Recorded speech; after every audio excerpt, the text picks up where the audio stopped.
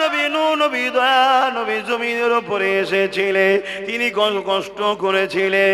আল্লাহ নবী যখন দুনিয়া আগমন করলেন, ওই সময় শাসক যারা ছিল, রোম থেকে শুরু করে, পারস্য থেকে শুরু করে, সিরিয়া থেকে শুরু করে, এ যুবকেরা তরুণেরা, এমনকি মক্কা জমিনে যারা নেতা লিডার ছিল, আবু জেহেল উতবা সাইবা উমাইয়া থেকে শুরু করে, এরা সব স্বৈরাচারী জালিম ছিল।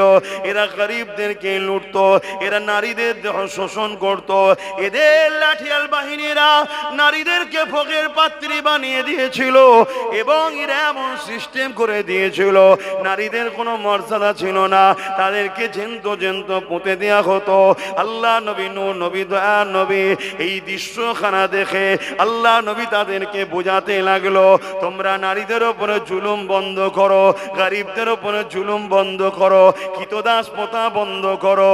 এ না জওয়ানেরা, আল্লাহ নবী যখন এইভাবে অসহায় দুঃখী গরিবদের পক্ষপাতিত্ব নিল, ওই সময় মক্কা সর্দার আবু জেহেল দেখতে লাগলো এই মুহাম্মদকে রুখতে হবে, কেন এই বিধবার পক্ষে কথা বলছে, এ গরিবের পক্ষে কথা বলছে, এ এতিমের পক্ষে কথা বলছে, এ মুসলিমের পক্ষে কথা বলছে, এ নারীদের পক্ষে কথা বলছে। একে যদি রুখা না যায়, আস্তে আস্তে এর দিকে লোকের পাল্লা যদি ভারী হয়ে যায়, তাহলে আমাদের জুলুমের সাম্রাজ্য খানা মিটে যাবে। আজকে উম্মতে মুহাম্মাদী এই জমিনের উপরে আজকের কোন আবু জেহেল যদি নারীদেরকে শোষণ করে, এই জমিনের উপরে আজকের কোন আবু জেহেলের নেতৃত্বে যদি নারীদেরকে হত্যা করা হয়, গরিবকে কোনো জুলুম করা হয়, বিধবাদের অধিকার মেরে নেওয়া হয়, সমাজে অন্যায় অত্যাচার করে, মানুষের অধিকারকে কেড়ে নেয়, মানুষকে মিথ্যা মামলায় জড়িত করে দেয়, এ উম্মতে মুহাম্মাদী শুনে রেখে দাও, তুমি যদি রাসূলুল্লাহকে সত্যি ভালোবাসো, নবীর সুন্নাত হলো ওই জালিম অত্যাচারী শাসকদের বিরুদ্ধে তোমাকে কথা বলতে হবে, তার বিরুদ্ধে তোমাকে সংগ্রাম করতে হবে, তার বিরুদ্ধে তোমাকে লড়াই করতে হবে। আর এই লড়াইয়ে যদি জালিমদের আঘাতে তুমি মারা যাও, সাহাবা হুজুররা বদরে লড়াই করে শহীদ হয়েছে জুলুমকে খতম করার জন্য। আমার আল্লাহ পাক কিয়ামতের দিনে তোমাদেরকেও শহীদের মর্যাদা দান করবে। আরো জোরে বলুন সুবহান আল্লাহু আকবার। আর যদি তুমি বিজয় হও, গাজী হও, তাহলে তুমি দুনিয়ায় সম্মানের জায়গা পাবে, সমাজকে পরিচালনা করার দায়িত্ব তো তুমিই পাবে। এর নাম ইসলাম। শুনছেন আমি কি ওয়াজ করছি?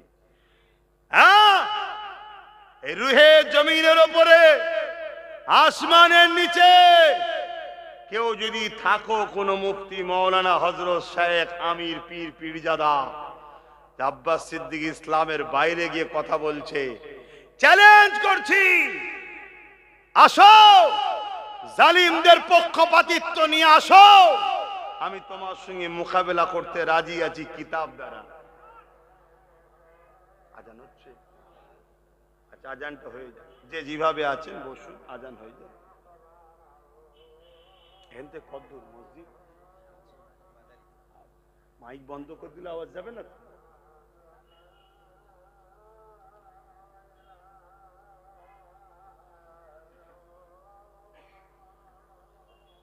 আশহাদু আল্লা ইলাহা ইল্লাল্লাহ।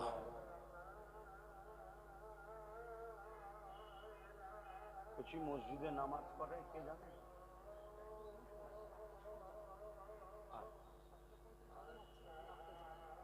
আচ্ছা,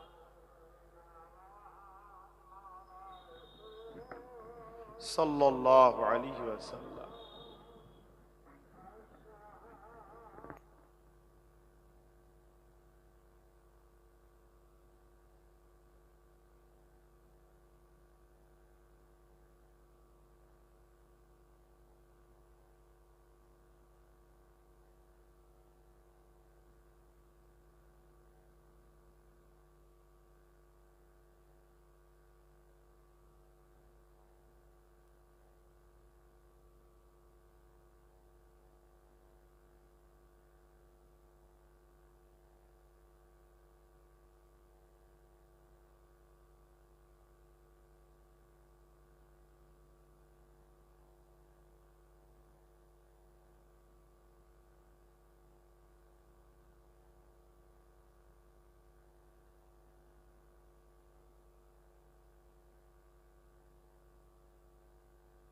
সময়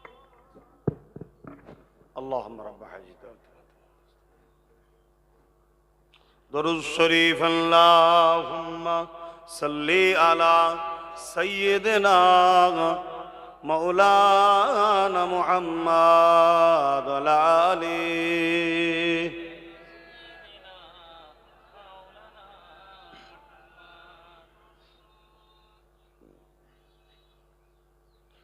मेरी उल्फत मदीने से यूं ही नहीं मेरे आका का रोज़ा मदीने में है मैं मदीने की जानिब न कैसे खींचूं मैं मदीने की जानिब न कैसे खींचो मेरा दीनो दुनिया मदीने में है अरसे अजीम पे जिसका बड़ी शान है रोजाए मुस्तफा जिसकी पहचान है रोजाए मुस्तफा जिसकी पहचान है जिसका हम पल्ला कोई मुहल्ला नहीं जिसका हम पल्ला कोई मुहल्ला नहीं एक ऐसी मुहल्ला मदीने में है मेरी उल्फत मदीने से यूं ही नहीं मेरे आका का रोज़ा मदीने में है अल्लाहुम्मा सल्ली अला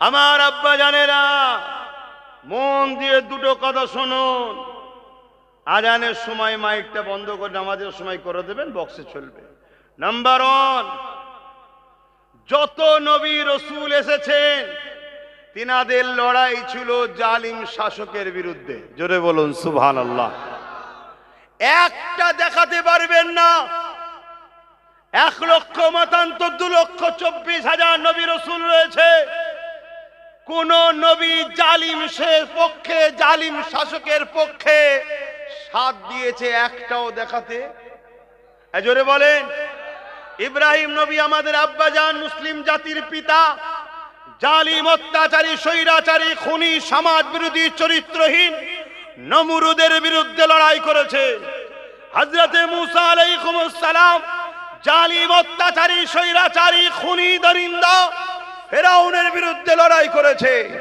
আর সর্বকালে সর্বশ্রেষ্ঠ দোনো জাহানের শেষ নবী রাসূল হযরতে নবী মুহাম্মদ সাল্লাল্লাহু আলাইহি ওয়াসাল্লাম তিনি রোম সাম্রাজ্য পারস্য সাম্রাজ্য এমন করে কাইসার কিসরা থেকে শুরু করে আবু জেহেল উতবা সাইবা উমাইয়া প্রত্যেকটা জুলুম হুকুমাতদের বিরুদ্ধে রাসূল পাক সাল্লাল্লাহু আলাইহি ওয়াসাল্লাম লড়াই করে এই জমিনে অসহায় গরিব দুঃখী মানুষগুলোকে বাঁচাবার জন্য রাসূল লড়াই করেছে জোরে বলুন সুবহানাল্লাহ আরো জোরে বলুন আর আল্লাহ নবী যাদের জন্য লড়াই করেছে তারা কেউ কিন্তু মুসলমান ছিল না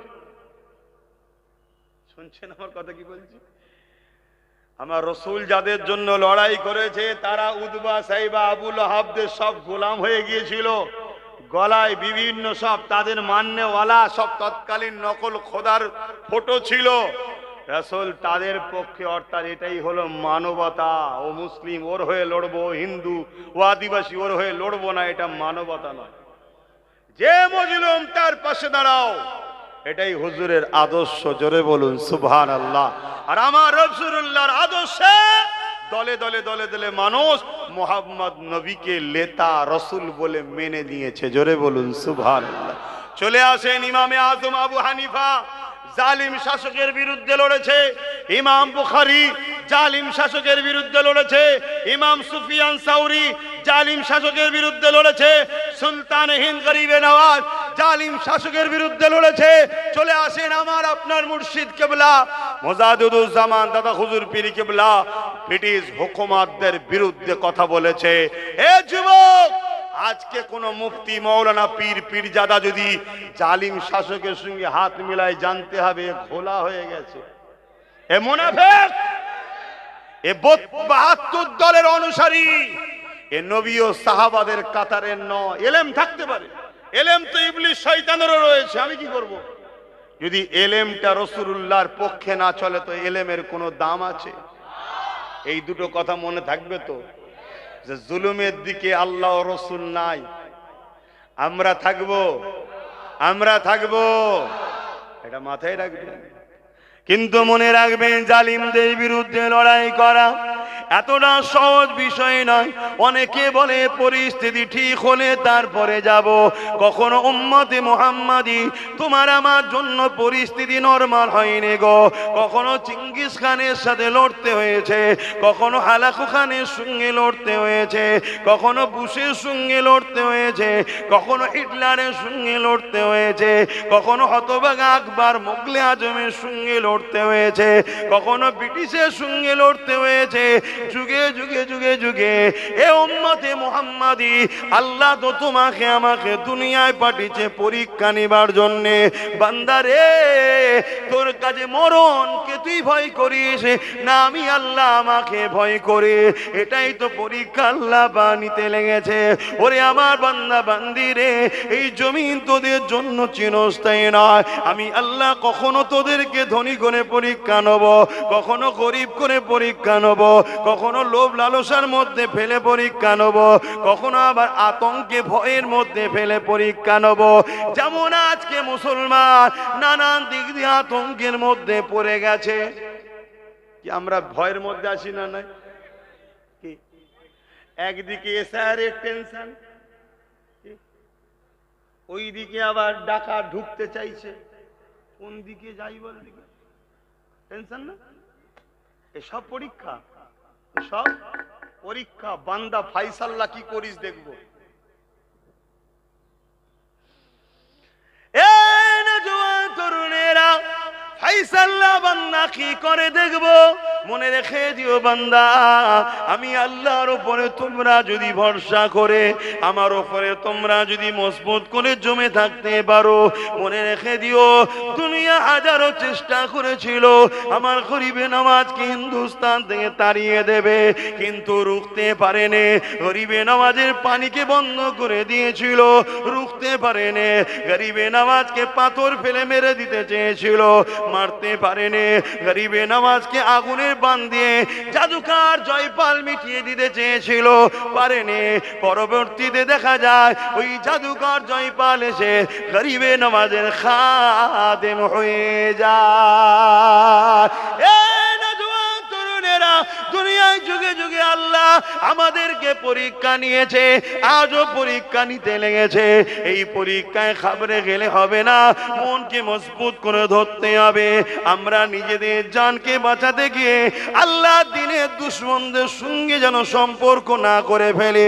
আমরা নিজেদের নাম পিটাতে গিয়ে, নিজেদের নাম পাতে গিয়ে, নিজেদের নাম তালিকাতে আনতে গিয়ে চেষ্টা করো, কিন্তু এই চেষ্টা যেন করে ফেলো না আল্লাহ দিনের দুশমনকে তুমি শক্তিশালী করে ফেললে। মনে রেখে দিও, তুমি তাহলে দুনিয়ায় শুধু ফেল করেছো তা নয়, আখিরাতেও ফেল হয়ে যাবে।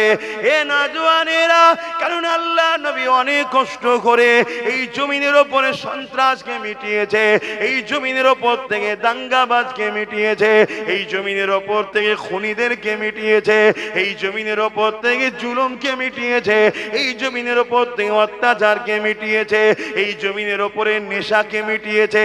এই জমিনে রাসূলুল্লাহ অনেক কষ্ট করে সাম্য, শান্তি, মানবতা, ভ্রাতৃত্ব, ঐক্য, একতা, প্রেম, ভালোবাসা, মানব বন্ধন সম্প্রীতি আমার রাসূলুল্লাহ প্রতিষ্ঠিত করেছে গো। হ্যাঁ, নামাজও নবী পড়েছে, রোজাও নবী রেখেছে, হজও নবী করেছে, দান খায়রাতও করেছে, যাকাত আমাদের দিতে বলেছে। হ্যাঁ, নবী করেছে, কিন্তু মনে রেখে দিও, একটা ব্যক্তি জীবনের আর একটা সমাজ জীবনের, এই সমাজের সমস্ত নোংরা বুরাইকে মুছে দিয়ে পৃথিবীর বুকে রাসূলুল্লাহ মাত্র 23 বছরে শান্তি সাম্য প্রতিষ্ঠিত করে দিয়েছিলেন। আরো জোরে বলুন সুবহান।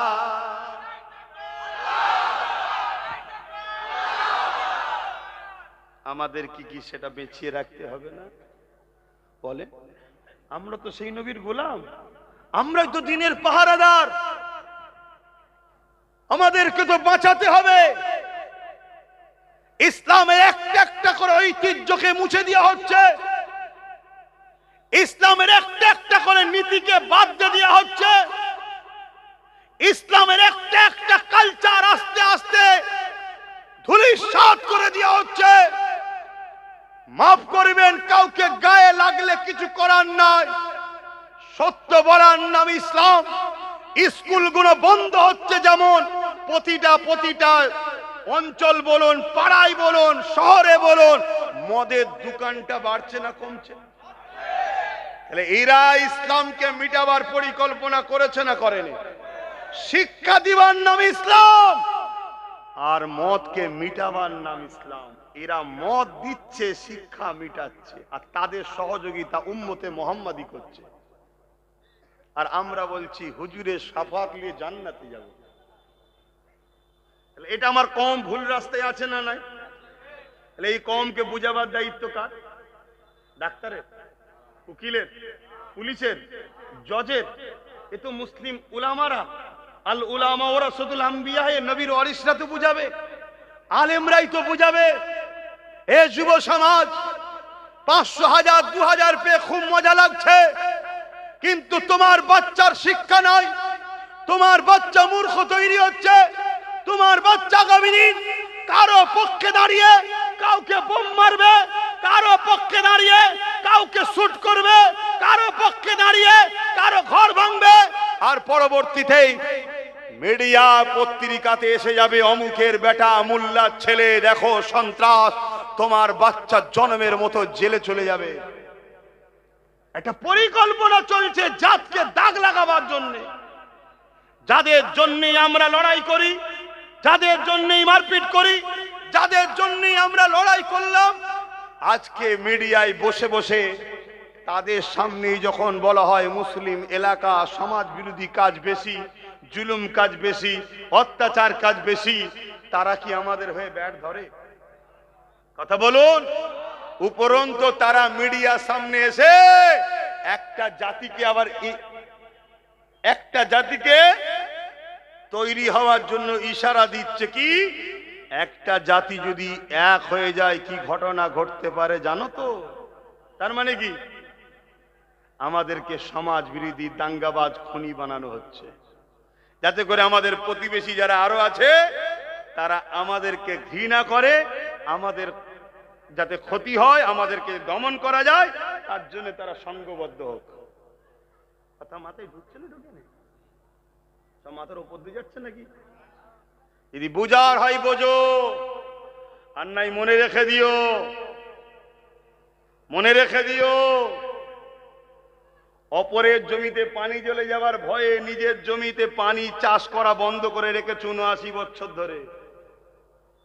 কি বলছি বুঝতে পারছো? অপরের জমিতে পানি চলে যাওয়ার ভয়ে 79 বছর ধরে নিজের জমিতেই পানি দিয়ে চাষ করা বন্ধ করে রেখেছো, কিন্তু অপরের জমি ফলে ফুলে আস্তে আস্তে কিন্তু বাড়ছে, তোমার জমি কিন্তু মরুভূমি হয়ে আছে। কিছু মাথায় ঢুকছে? তোমার পিছনে সব প্ল্যান পরিকল্পনা তৈরি করা হচ্ছে, কানে কানে কানে কানে সব বুঝানো হচ্ছে যে এই মুসলমান, এই দাড়িওয়ালা, টুপিওয়ালা, এরা বাংলাটাকে বাংলাদেশ বানাতে চাইছে, জানিস? সব চলছে কাজ, তুমি হাঁ করার মতো বসে আছো। তোমাকে মিটাবার সর্বরকম প্ল্যান পরিকল্পনা তৈরি হয়ে গেছে। আল্লাহ মাফ করুক, আল্লাহ মাফ করুক, আল্লাহ মাফ করুক, আল্লাহ মাফ করুক। 4 বার বললাম আল্লাহ ক্ষমা করুক। আমার তো ভয় হচ্ছে তোমাদের গণহত্যা না করা হয় প্যালেস্তাইনের মতো। সব প্ল্যান পরিকল্পনা তৈরি হয়ে গেছে। আর যাকে তুমি আপন মনে করেছিলে যে আমার ডিফেন্স করবে, সব জায়গাতেই সে শেষে গিয়ে হাত তুলে দিয়েছে। তুলেছে না তোলেনি? ওয়াকাবের বেলায়, এসআইআর এর বেলায়, আর নতুন করে এখন কি বলছে, আমি বেঁচে থাকতে এনআরসি। শুনছো তো? তোমার হয়ে কথা বলবে কে? আমার কথা, আমি তো হুজুর, আমার কথা কি পুলিশ শুনবে?